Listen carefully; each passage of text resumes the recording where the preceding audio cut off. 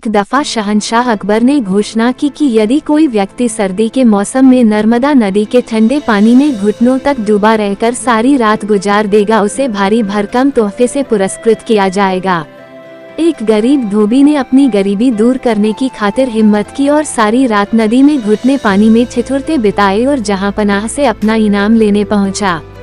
बादशाह अकबर ने उससे पूछा, तुम कैसे सारी रात बिना सोए खड़े खड़े ही नदी में रात बिताए?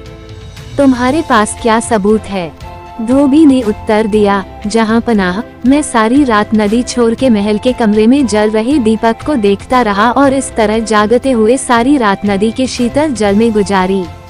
बादशाह ने क्रोधित होकर कहा, तो इसका मतलब यह हुआ कि तुम महल के दिए की गर्मी लेकर सारी रात पानी में खड़े रहे और इनाम चाहते हो।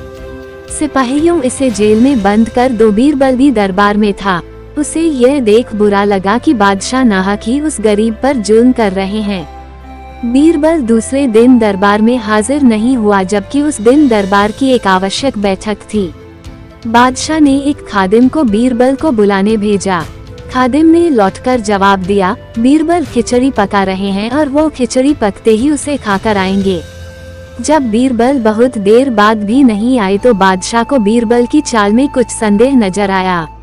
वे खुद तफ्तीश करने पहुँचे। बादशाह ने देखा कि एक बहुत लंबे से डंडे पर एक घड़ा बांधकर उसे बहुत ऊंचा लटका दिया गया है और नीचे जरा सा आग जल रहा है। पास में बीरबल आराम से खटिए पर लेटे हुए हैं। बादशाह ने तमक कर पूछा, यह क्या तमाशा है? क्या ऐसी भी खिचड़ी पकती है? बीरबल ने कहा, माफ करें जहांपनाह, जरूर पकेगी, वैसी ही पकेगी जैसे कि धोबी को महल के दिए की गर्मी मिली थी। बादशाह को बात समझ में आ गई। उन्होंने बीरबल को गले लगाया और धोबी को रिहा करने और उसे इनाम देने का हुक्म दिया।